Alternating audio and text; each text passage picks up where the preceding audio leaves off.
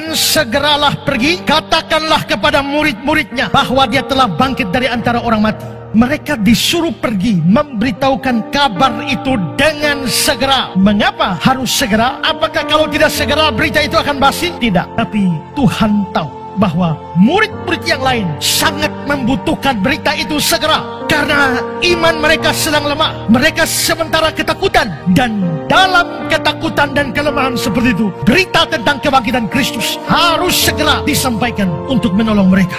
Sukacita akan kebangkitan penting, tapi tugas, mandat yang diberikan lebih penting. Penghiburan dalam Paskah itu penting, tapi mandat Paskah perlu dijalankan. Mereka lalu pergi dan di tengah jalan mereka jumpa dengan Tuhan Yesus. Yesus berkata pada mereka, "Salam bagimu." Dan Yesus mengatakan hal yang sama yang seperti dikatakan para malaikat ayat 10. "Jangan takut, pergi katakanlah kepada saudara-saudaraku." Tadi malaikat sudah bilang jangan takut, sekarang Yesus bilang jangan takut. Setelah itu para malaikat mengatakan pergi dan sampaikanlah. Yesus juga bilang pergilah dan katakanlah pada saudara-saudaraku. Berarti Yesus meneruskan apa yang disampaikan malaikat. Suruh pergi berarti pergi dan memberitakan berita Paskah, berita kebangkitan Kristus. Itu adalah mandat, adalah perintah yang sangat-sangat penting. Mereka diberikan tugas baik oleh malaikat maupun Yesus sendiri. Dan sebenarnya tugas itu tidak boleh menjadi beban bagi mereka, tapi itu kehormatan bagi mereka. Disuruh Tuhan menyampaikan berita,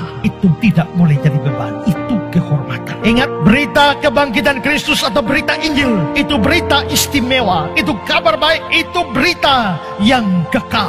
Dalam 1 Korintus 2 ayat 7, tetapi yang kami beritakan ialah hikmat Allah yang tersembunyi dan rahasia yang sebelum dunia dijadikan telah disediakan Allah bagi kemuliaan kita. Itu adalah rahasia ilahi yang kita perlu sampaikan pada dunia. Kalau begitu, orang-orang yang diberikan mandat untuk beritakan firman, beritakan Injil, beritakan kabar kebangkitan itu, sesungguhnya adalah penghormatan dari Tuhan. Tuhan memberi penghormatan kepada kita untuk menyampaikan berita itu. Paulus sadar, dia dulu adalah penghujat, dia dulu adalah yang membinasakan orang-orang Kristen, tapi Allah mengasihani dia dan memberikan kepercayaan penghormatan kepada dia. Beritakan Injil, dan itu disyukuri oleh Paulus. 1 Timotius 1, 12-13. Aku bersyukur kepada dia yang menguatkan aku, yaitu Kristus Yesus Tuhan kita, karena dia menganggap aku setia dan mempercayakan pelayanan ini kepada aku yang tadinya seorang penghujat, seorang penganiaya, seorang ganas, tapi aku dikasihaninya karena semua kulakukan tanpa pengetahuan dan di luar iman. Ini harus disadari oleh seluruh pendeta, ini harus disadari oleh seluruh penginjil, ini harus disadari oleh seluruh majelis gereja, ini harus disadari oleh seluruh orang percaya yang diberikan mandat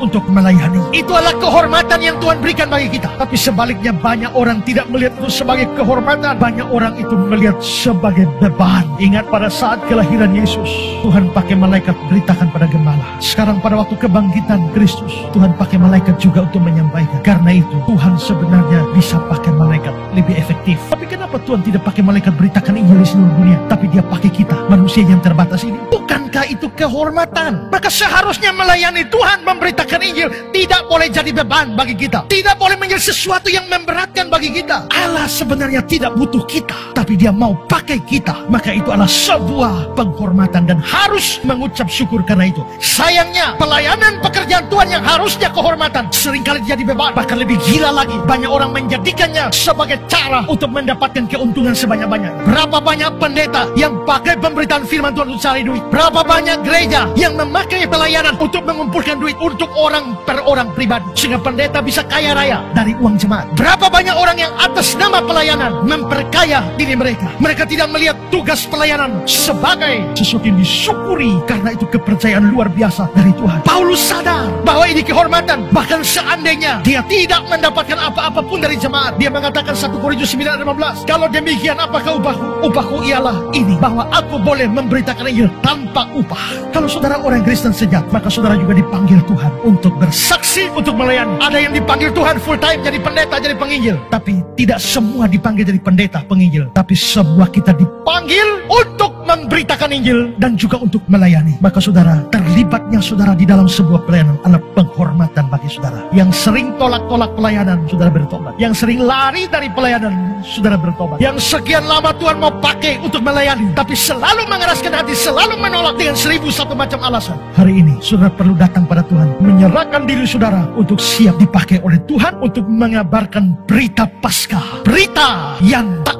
terbinasakan ini. Dan ingat, dengan terlibatnya saudara dalam pelayanan, saudara diberikan kesempatan melayani, itu bukan hanya penghormatan, tapi pada saat saudara melakukannya, Bapa di sorga menghormati saudara. Yohanes 12 ayat 26, barang siapa melayani aku, dia harus mengikuti aku dimanapun aku berada, di situ pelayanku berada. Barang siapa melayani aku, dia dihormati oleh Bapa.